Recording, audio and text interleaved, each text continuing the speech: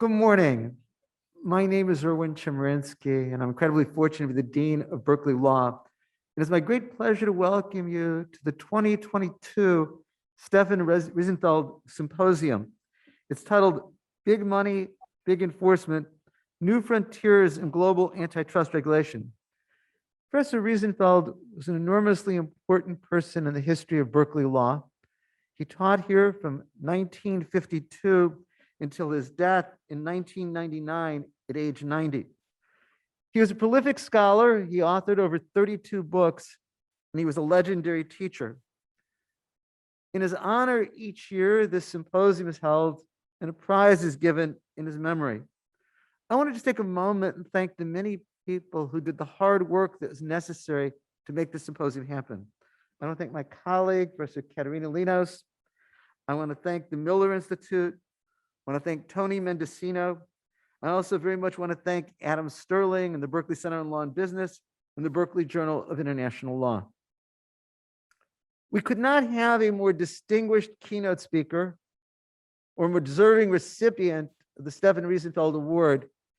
It's my enormous pleasure to introduce to you the Chancellor of the University of California, Berkeley, to introduce the speaker and to present the award.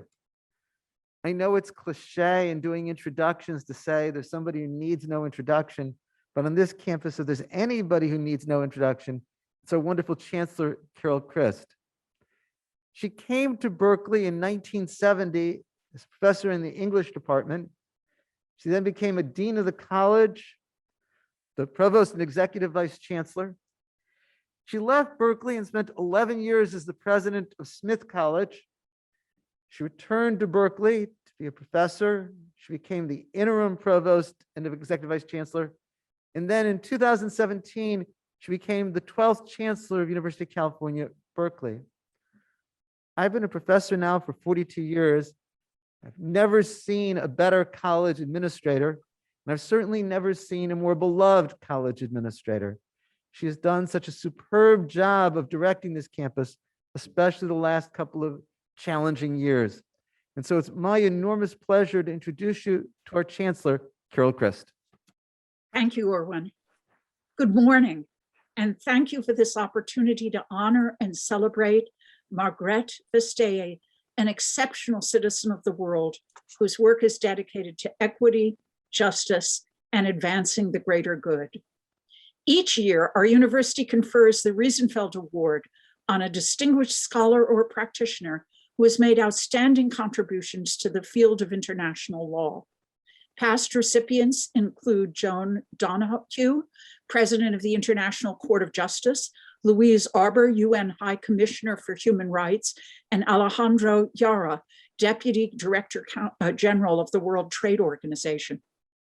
We're deeply honored to present the 2022 Stefan A. Riesenfeld Memorial Award to Margrethe Vestager in her capacity as the European Commissioner for Competition, as well as the Executive Vice President of the European Commission for a Europe Fit for the Digital Age. She has been lauded for her singular accomplishments in support of robust antitrust enforcement, the development of meaningful privacy laws, and the equitable reform of international taxation. These achievements resonate globally, and of course have particular significance for our region, where so many of the world's powerful technology firms are based. Before I share more about Margrethe Vestager's background and accomplishments, a few words about the award and its origins. In 1934, Stefan Riesenfeld escaped Nazi Germany at the age of 26 and came to Berkeley Law to work as a researcher of comparative law. Speaking little English on his arrival, he nevertheless managed to graduate from Berkeley Law in 1937 with distinction and to earn a JSD from Harvard in 1940. Professor Riesenfeld began his academic career at the University of Minnesota, but he soon voluntarily enlisted in the US Navy and served during World War II as a commander in the South Pacific before returning to his teaching post in Minnesota in 1946. In 1952, Professor Riesenfeld joined the Berkeley Law faculty, where he remained and worked until his death in 1999 at the age of 90.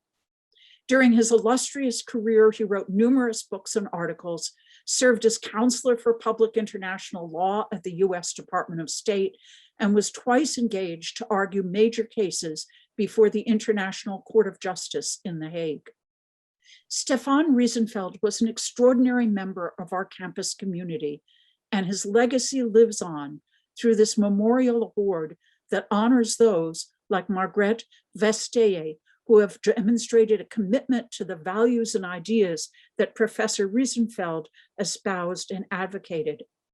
As Commissioner for Competition for the European Union, she's in charge of regulating commercial activity and enforcing the EU's rules that are designed to maintain fair markets and competition.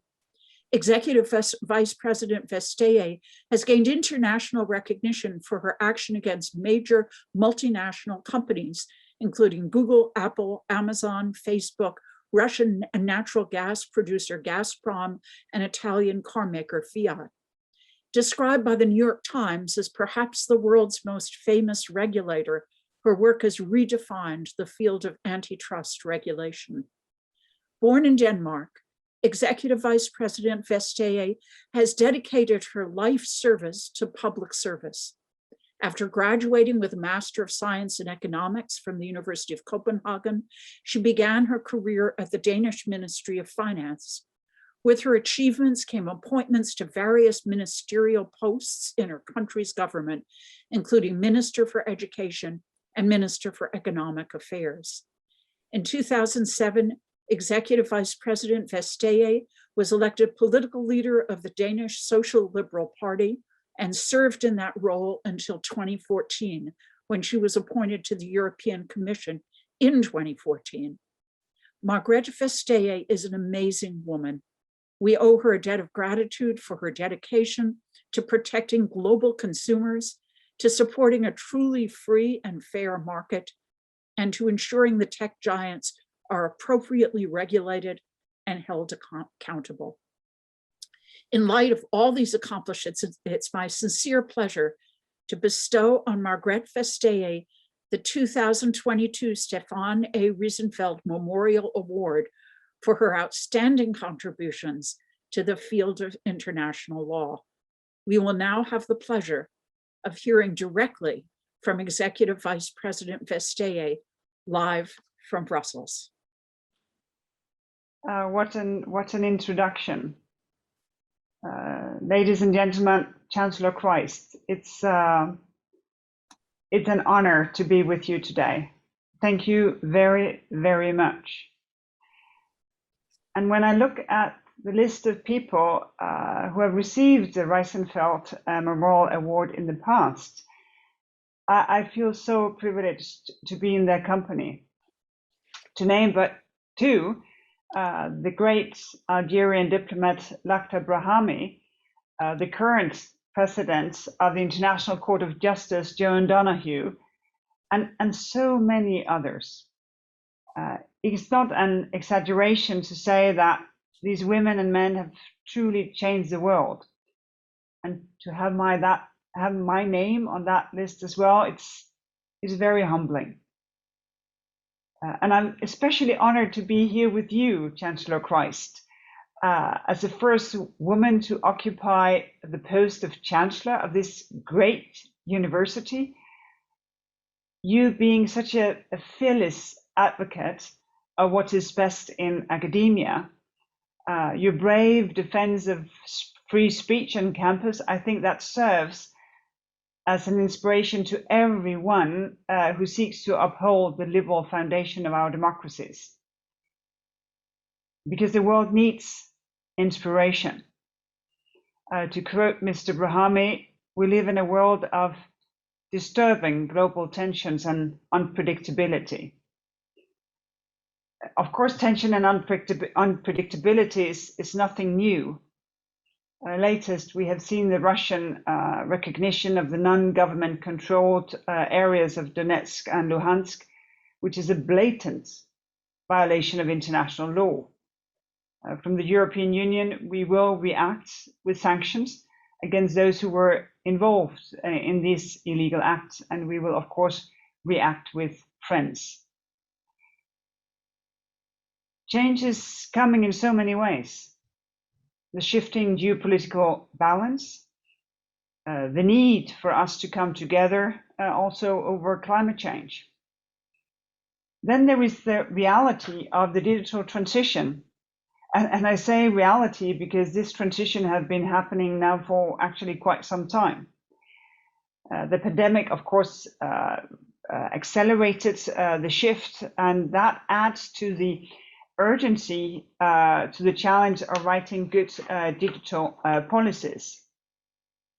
In that, of course, we're not starting from scratch. Our work on digital market, it has been ongoing for years. Enforcing competition rules is one important part of that, because we know how important competition is for healthy markets.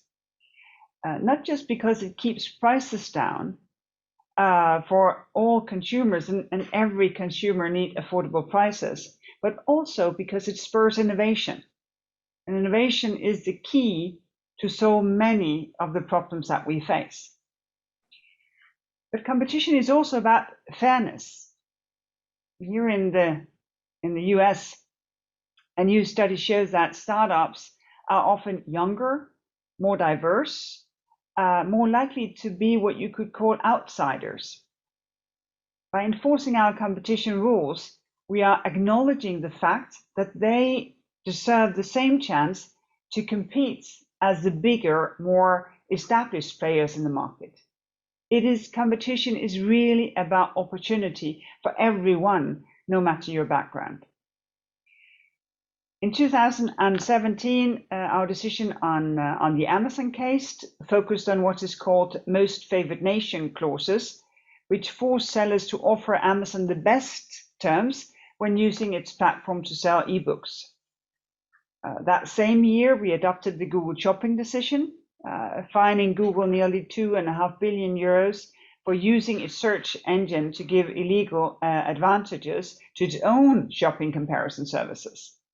Consumers who searched with Google, they saw its own results before getting to the results of competing services. In 2018, we fined Google over €4 billion for abusing its dominant position with the Android mobile operating system and apps by tying the supply of apps, the supply of the App Store with search and browse services. Now users would see a choice screen and can select alternatives to the default search engine. In November, the EU's General Court upheld our decision in the Google Shopping case. That, of course, is good news because it constitutes, I think, an important legal precedent on which we can build our future work. And that future work is already in the pipeline. This year, we proceed with a series of investigations into how large platforms might be harming competition. And that includes cases for which we already issued a statement of objection. For example, the case concerning Amazon's use of third-party data, Apple's treatment of third-party music streaming services. And there are other investigations in the making involving Google's behavior in the ad tech space and Meta's use of advertising data when competing with rivals. But staying on top of things, of course, also means anticipating. And that is why we are carrying out formal sector inquiries into areas of the economy where transition is making big changes. One good example is the consumer Internet of Things. It's a fascinating market with huge potential to make our lives better and probably also more fun. But as our report shows, there are also competition concerns around these issues like interoperability, data accumulation, exclusivity. And by shedding light on these issues, the sector inquiry can encourage businesses to rethink their practices, avoiding the need for enforcement altogether and enabling consumers to have the full benefit of competition. When we started our Google investigation back in 2010, and on any time scale, that's really like a lifetime ago. Back then, not many others were concerned about competition in digital markets.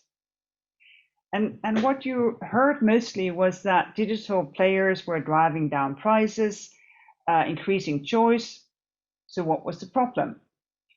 And perhaps there was back then a reluctance to look down that road. Now, digital markets, they are on everyone's agenda, as they should be. In the United States, the FTC investigation into Facebook is seeking a divestiture of Instagram and WhatsApp. The Department of Justice is looking into practices similar to the one covered by our Android complaint. And it's not just in America. There are also actions happening in the UK, in Australia, in Japan, in South Korea, in India. The fact that today multiple competition authorities around the world are looking at competition issues in digital markets is a good thing. It means that there is an international consensus that action needs to be taken to protect consumers, to protect businesses in this market in order to have fair, contestable markets. It is basically as simple as that. That free, open market access. I hope I have underlined that enforcement actions, they are vital. And we are watching them really, really closely. But they're not enough. The fact is that we need new ways of safeguarding competition. With our Digital Markets Act, the EU is on the frontier of a whole new approach to regulating tech platforms. We are recognizing the reality that a handful of key platforms now act as gatekeepers to a large part of the internet, including online markets. The Digital Markets Act will be there to remind them, with great powers comes great responsibility. The Act will set out a list of do's and a list of don'ts, things that apply only for the gatekeeper. While the details are being finalized, more or less as we speak in the coming weeks, it will cover things like the use of businesses' users' data by gatekeepers, interoperability, switching, default setting, self-preferencing, amongst other things. Whether online businesses succeed or fail, well, that must be based on how good are their ideas, on how hard they work to serve consumers, not on decisions of a gatekeeper.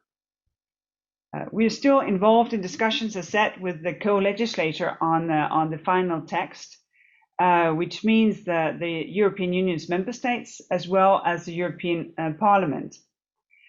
Progress is good, but there's still a lot of work to do, and we remain hopeful for an agreement very soon, which means that it would come into force by 1st of January next year. And the reason why I mention this is that speed is important. These are fast-moving markets. At the same time, we need to know that we get things right. If we want to see real change on ground, the legislation must be clear, it must be to the point, because that is what is helping the enforceability, and that is the real test of any piece of legislation, that it can be enforced on ground and that citizens can see change coming. Effective enforcement, which of course includes the Commission having sufficient resources to do so, will be key to ensure compliance. Some gatekeepers may be tempted to play for time or to try to circumvent the rules. Apple's conduct in the Netherlands these days may be an example. As we understand it, Apple essentially prefers to pay periodic fines rather than to comply with the decision of the Dutch Competition Authority on terms and conditions for third-party access to its App Store. That will also be one of the obligations included in the Digital Markets Act. Another important point is that these rules are objective, but they are non-discriminatory. Both our credibility as an enforcer, as well as our commitment to free and open trade, demand that our actions apply equally, of course, regardless of the origins of the companies concerned. So gatekeepers, they will be designated based on the size and the reach within the European market.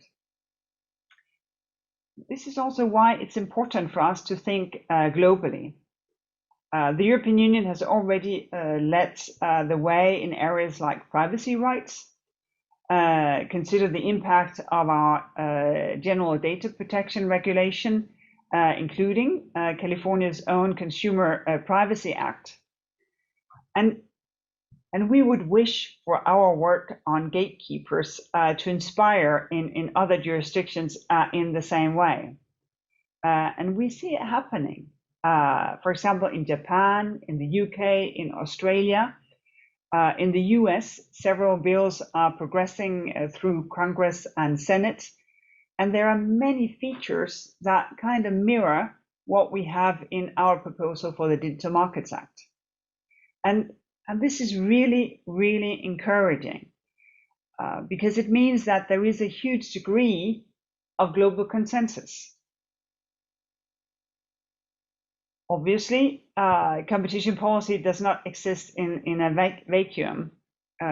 Everything I have spoken about today is only one part of the European Union's wider digital agenda, which covers everything from promoting trustworthy artificial intelligence to improving e-government services, from investing in digital skills to layering optic fiber and developing 5G coverage. Too much for one speech. But there is one thing that I would like to highlight, which is the Digital Services Act. While the Digital Markets Act deals with how markets work and deal with or focuses on how a small number of gatekeepers should behave in the marketplace, the Digital Services Act has a different focus. It's a horizontal law setting the rules online to mirror offline rules. It aims to protect online consumers from unsafe, from illegal products, and protect our right to speak freely online. The impact of our digital legislation will depend as much on what happens outside the Union's border as within. And this is why we're so committed to the Trade and Technology Council, a renewed transatlantic partnership for finding common approaches on a number of these issues. Especially for competition policy, we have launched a new technology competition policy dialogue, for which we built on actually a very long tradition of cooperation. The EU and the US may not end up with exactly the same laws, but it's becoming increasingly clear that we share the same basic vision when it comes to developing digital policy to protect our citizens and to keep our markets fair and open. It is true not just for the transatlantic partnership. The EU's cooperation links, they are strong across the world, and they are paying dividends. For example, a few days ago, we launched the inaugural Africa-EU Competition Week, a platform for exchange and policy dialogue with our African partners. And we're keen to enhance our cooperation with other parts of the world too. Before I finish, I would like to pay tribute to another winner of the Riesenfeld Memorial Award, the renewed human rights lawyer, David Weisbrod. Sadly, Professor Weisbrod passed away a few months ago. I think the legacy that he left behind will last for generations. One of his most important contributions to international law and cooperation was to bring to light the idea that without the right sets of international standards, well, private corporation cannot fulfill their social obligations. This means if the policy community experts corporations to be fair and ethical, it's up to us to set the right standards. Of course, he was speaking in terms of fundamental human rights, where he served as a tireless advocate for many long decades. The fight against child slavery, human trafficking, and extraordinary redemption. But I believe that the logic holds in other policy areas too. Most immediately, tackling climate change comes to mind. It also applies to the standards that we choose to set for the new digital economy and to the principles to which we hold large platforms who act as gatekeepers for online marketplaces. Indeed, the world of international law and policymaking has never been more important than today, precisely because we're so connected and because change is coming so fast and because we do live in a world of disturbing global tensions and unpredictability. I hope, in my own way, that I can continue to play a part in that work. Thank you, and thank you very much. My name is Professor Katarina Linos. It is a huge honor for me to get to ask the first question to EVP Vestager while Shinyi collects questions from the audience and Stan sends me questions from Zoom. I am so deeply honored to be here and wanted to focus my question on the relationship between antitrust and national security. EVP Vestager, you started and ended your remarks by referencing Russia's conventional attacks on Ukraine's territory, and at the same time, they are surely conducting cyber operations in the Ukraine and likely around the world. In this changing geopolitical environment where China and Russia are not playing by the rules, what happens to core principles of antitrust, like a level playing field and no national champions? Does it make sense to have strict enforcement of antitrust laws against Western tech giants like Amazon, Facebook, and Google when Western governments absolutely need these companies to fight cyber criminals backed by a variety of states? Does it make sense to have harmonization initiatives like the Digital Services Act and the Digital Market Act to ensure that gatekeepers on the Western side have very fair rules when there's going to be a different set of rules for the digital economy that follows Chinese or Russian rules? Thank you again for coming here. Well, thank you very much for this, I think, a very important question. The thing is that for me, there is no contradiction between helping fighting hacking, misinformation, and then being a fair market player. Also because, you know, we live for the future right now. So we need to bridge sort of short-term and long-term. And if we want to make sure that we also long-term would have the best possible services, products available, then we need an open, contestable marketplace, because that is what gives you innovation. But of course, everyone enjoys the services provided by the businesses who are here right now. And it is important that those who play a role in the marketplace, that they play that role also when it comes to fighting misinformation, as they have been doing during the pandemic as well. We have this code of conduct that all big digital players have signed up for, also actually the Chinese ones, in order to make sure that people can get access to real information about the pandemic.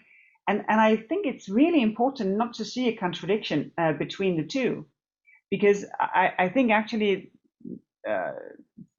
for that to be to think that because you take away misinformation that your platform is being used for, you should be allowed to keep down other completely legitimate businesses, I would find that to be really, really strange. And I think it's really important that we insist on being who we are, because this is what we defend. This is what we defend when we are attacked cyber. This is what we defend when we see others are being attacked as well. It is who we are, what we defend, which is why it's really, really important to continue being who we are. And I think that is actually our strength. Thank you. Thank you so much. I will take a question from the Zoom audience first. So a question I have here, no easier, is how should a company reconcile privacy rules, so the GDPR and other requirements, with financial reporting rules, such as those related to anti-money laundering and sanctions against states?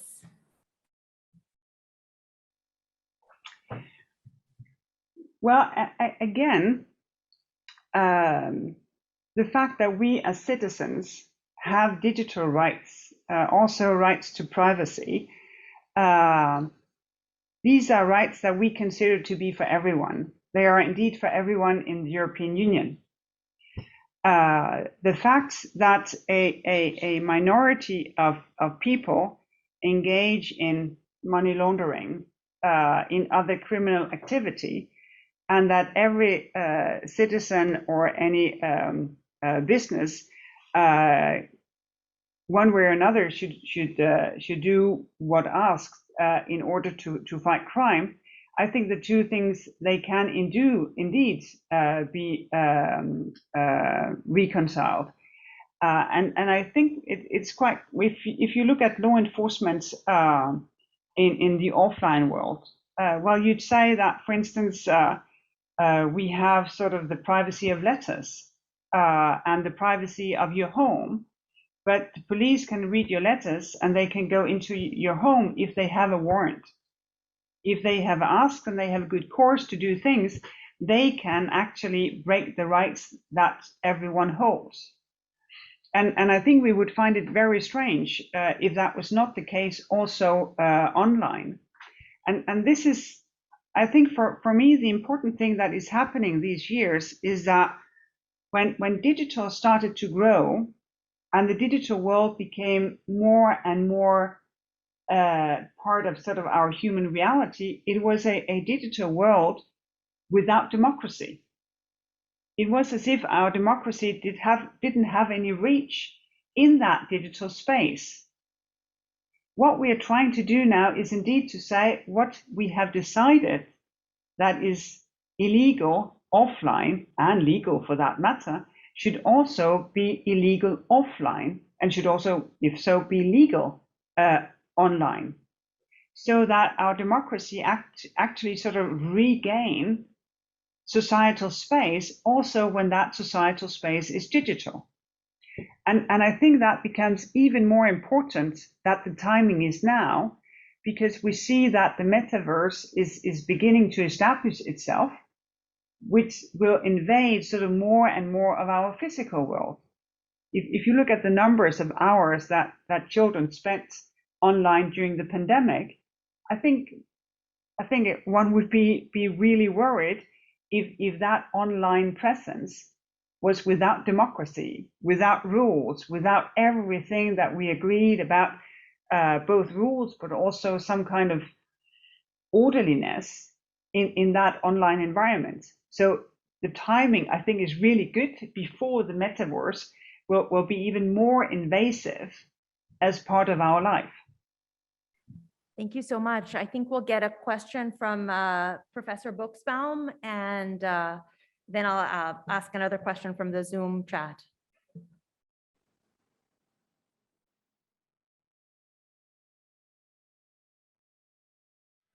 Thank you very much, Vice President Vestager, for this wonderful presentation of the combination.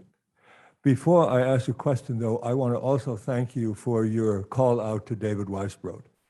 He was a Berkeley graduate, as you may know, and he was one of the very few, and that's a sense of embarrassment with which I say that, very few law students who actively participated in the early free speech movement and the sit-ins and so forth, which I've always thought was a shaping element in his long career. I appreciate that you mentioned him. They may be related questions, but when you spoke of Apple not willing to change its behavior and rather paying a series of fines, that reminds me, of course, of the economic argument often put in the United States that a company has a duty to break laws, other, of course, than the heaviest of criminal laws, as a matter of doing business if it is more profitable to do so. So my first question, I have a second minor one, is what tools does the Commission actually have to go beyond the fine issue? My second, if I may just put it, is a little odd. You recently cleared this financial sector merger between the Austrian large player and the Hungarian one. The Hungarian government, for nationalistic reasons, then declared it illegal, and you have recently slapped their hand, so to say, for doing that. I'd be interested, that's a sort of a unique situation that's been created there. I'd be interested in a little comment from you about that situation. Thank you. Well, maybe to start in a different position, from a different perspective, when we take a decision like the Google shopping decision, it has three elements. So there is a fine to punish past behavior. Then there is a cease and desist part of it, saying stop what you're doing and don't put anything in place that would have the same effect. And then thirdly, you should remedy this situation that has been created. The last part is the most difficult part, because in digital markets, harm happens fast. So it can be difficult for consumers to enjoy more different offers if the harm has been ongoing just for some time, because if companies online cannot be found, typically by a Google search, they cannot get to their customers. So it is really important that there is this work on the sort of the restorative part after illegal behavior. And in that, so far, we have seen both that companies, the ones that we've been dealing with, they pay their fine, they stop doing what they do, and they put in place sort of remedies to remedy the situation. If not, we would find them, or we could start a new case to say that they're not in compliance with the first decision. If a company goes rogue, so to speak, then eventually we would have in our toolbox the order to break up the company. But of course, it all sort of happens within a union based on the rule of law. And that, of course, is the most important thing. This is where democracy is founded. This is where a free and open market comes from. That you can rely on everyone respecting what is authorized or decided by authorities, and then eventually tested by the courts. So we have these sort of threefold elements in our decisions, and then we of course have increasingly sharp tools and also of course increasing fines in our toolbox if there is not the proper response. But obviously, since for us we do a lot of efforts when it comes to due process, the obvious right to defend yourself. Of course, we expect the same with companies. That if authorities legitimate in a democracy takes a decision, that then you live up to that decision. Weekly penalties, they're not there for the income of the authority. They're there for the change of behavior by the company. And we find that to be very fundamental and a fundamental thing in the respect of the laws in the jurisdiction where you do your business.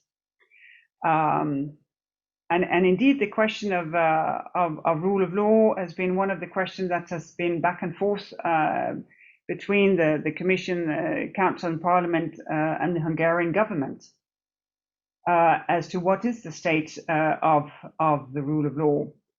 And we think of it as really important that it cannot be questioned, which is why the Commission took the initiatives, as you mentioned, even though there has been an agreement with the companies in question and the Hungarian government.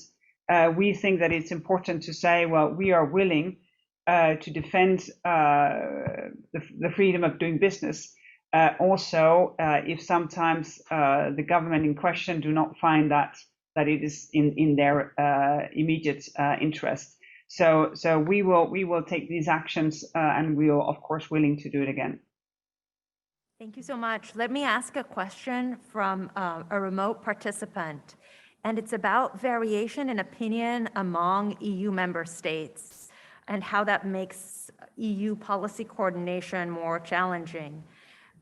EVP Vestager, could you discuss how this works out in EU competition policy? Is there a range of opinion of different member states on the right balance between encouraging fair competition and encouraging innovation for scalable technologies?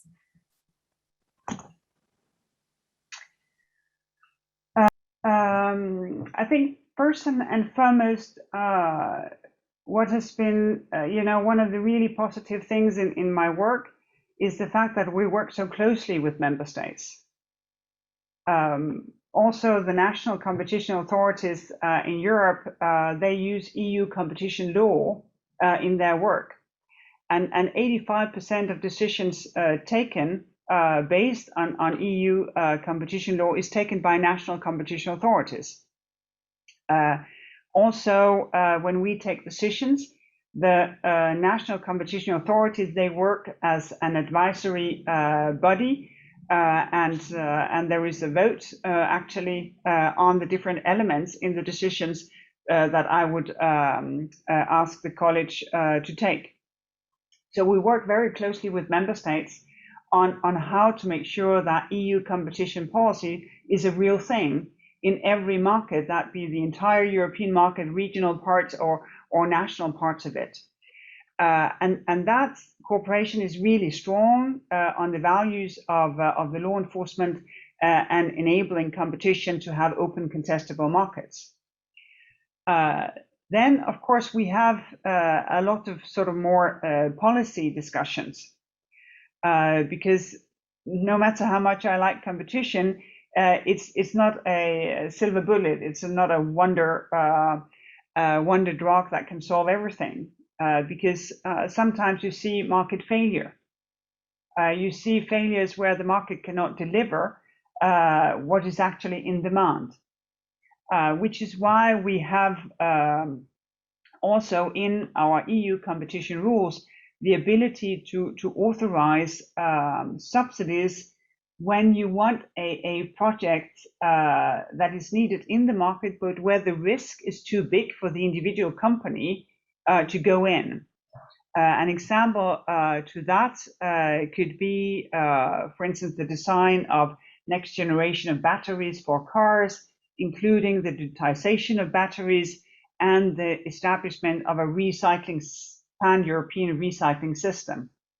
I don't think any CEO would be met with applause in the board if most likely he would come and present such a project. They would say, "Oh, come on, this is our business. This is what we do." So here we can say, well, member states can come together. They can enable businesses coming together and supporting them to do something, benefiting themselves, but also benefiting the entire European market within this area. And we have a project of that on batteries. We have one already on semiconductors. So of course, sometimes it's important where the market cannot deliver for sort of more policy-driven initiatives, actually to fill out where there is a market failure. And then, obviously, since we are 27 different countries with different histories and different also trade patterns and a difference in industrial fabric, there are differences in opinion. And I see that as a strength because this means that we discuss things. And in a discussion, things are being, turned around and looked at from different perspectives before decisions are taken. And I think that gives stronger decisions. I also think that is the case in most jurisdictions, that there are differences in opinion as to how best proceed. And of course, in every democracy, that discussion time can look a bit sort of, are they ever going to agree? But once you agree, then you are also able to execute in a common way to make sure that you produce results on ground. Thank you. Can I see a show of hands so that Xingyi Li can come and bring a microphone close to you so that the next question is from the live audience?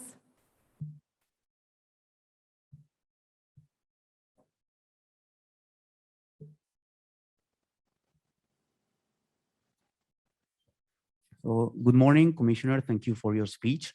So I have three very simple questions. So the first one, speaking about anti-tax avoidance as a competition matter, do you still believe that the competition approach to anti-tax avoidance is viable within the EU? Because you launched a very courageous campaign, but the European Court of Justice or Court of Justice of the European Union struck it down several times. So what do you think is the future of this? And the second question is, you mentioned the case of Apple, which very frequently prefers to pay fines rather than complying with the law. I think that another problem is on the side of the state when they allow corporations to make advance agreement with tax agencies and regulatory agencies in order to settle what they are going to pay later. And most of these agreements are secret. So in the US, this is called advanced pricing agreement, but in the EU, there is no specific name as far as I know. So do you think the Commission has in its plans to sort of launch infringement procedures against those states that allow secret agreements of this sort to be operated? And the third question is, when I left the European Commission 1 year ago, there were plans regarding the, delivering the 20% of the global market in semiconductors. Now, well, it sounds pretty oniric to me. It sounded like that to me back then. Do you believe this is a policy target or rather an achievable accomplishment, practically speaking? Thank you very much. Well, thank you very much. As you say, we have had losses in court when it comes to our tax cases. The background, just to inform the US audience, is that we have a European specificity, which means that tax breaks can be seen as aid for one company if it's a tax break that is not generally available, and we have this prohibition about that kind of subsidies that is unleveling the playing field. Of course, there is state subsidies in Europe, but they are that kind of subsidies. They are controlled, they are transparent, so that they actually know what we're doing and that people can see it. So, what we have when we do the tax cases is that we have seen that few companies have had these tax breaks not available to anyone else. And we've both seen that through some of the first leaks, Lux leaks in particular, and then of course we have done our own information gathering. The most spectacular case in terms of unpaid taxes would be the Apple case, where we found that they should pay another 13.13 billion euros more. That we lost at the General Court, is now under appeal at the European Court of Justice, so remains to be seen. We have taken the question of corporate taxation and taxing rights to a global level. And also, I think, to a very large degree, thanks to Janet Yellen and her engagement, it has been possible to make an agreement with sort of the enlarged OECD framework in what is called Pillar 1 and Pillar 2, which is basically to say that there should be a minimum taxation of effective corporate taxation of 15%, and that there is a distribution of taxing rights under a certain set of criteria. And I think it's really, really important that we get to implement these global agreements. At least we will do our best to do so. On the second question, one of the things that we are doing on taxation is to try to get as much transparency as possible. Financial institutions in Europe already for quite a number of years have had to sort of publicly say what is the turnover, what is the profits, what are their activities in each territory, how many employees do they have, and what do they pay in taxes. And we push for transparency in taxation issues in order for citizens, but of course also for journalists, to see what is actually happening here. That kind of reporting already now takes place to tax authorities, so that tax authorities in the individual member states not only would know, one chapter of the tax history of a certain company, but actually would know the entire history, and because of that would also be able to work with other tax authorities within the union.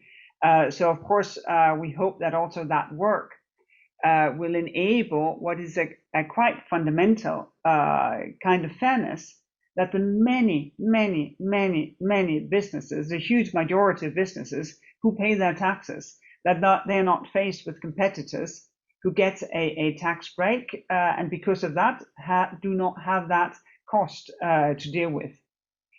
On the third question, this goal of 20% of the world market in value of semiconductors, it was a goal that we set up 2 years ago, and it's a goal with a history, because that goal was also set 10 years ago without the European Union and the businesses in the European Union being anywhere close to get to that 20%.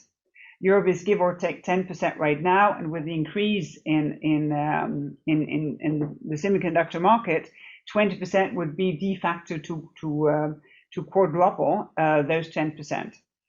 The reason why I believe that it is doable on ground right now is that we see very concrete projects with European businesses and US-based businesses, Taiwan-based businesses to establish production and a closer connection between research in semiconductors, which is world-class in Europe, and the production. And I think the combination of very tangible, very committed business projects and a legislative framework that will enable also public support in a pan-European perspective. And then, of course, as a really, really important feature of our work, that we work with partners like in the US within the framework of the Trade and Technology Council to make sure that we can help each other out on a rainy day to prevent future shortages on semiconductors as the one we see right now, then I think it's doable. But of course, it's only doable if there is this really, really strong business commitment, because that drive is what makes things happen on ground. Thank you so much. We have many more questions, but we are out of time. It is amazing that in this discussion, we already talked about the global fight against disinformation and populism, global privacy rules, which you're famous for, but also global efforts to set a minimum tax rate, which were spearheaded by your ambitious efforts. Thank you so much, EVP Vestager. For everyone else who is here, we'll have a short break. Our next panel will focus on the intersection between antitrust and labor, and we have a lot more throughout the day, thanks to Beagel's fabulous organizers, and of course, snacks, coffee, meals, and the like outside. Thank you so much. Thank you.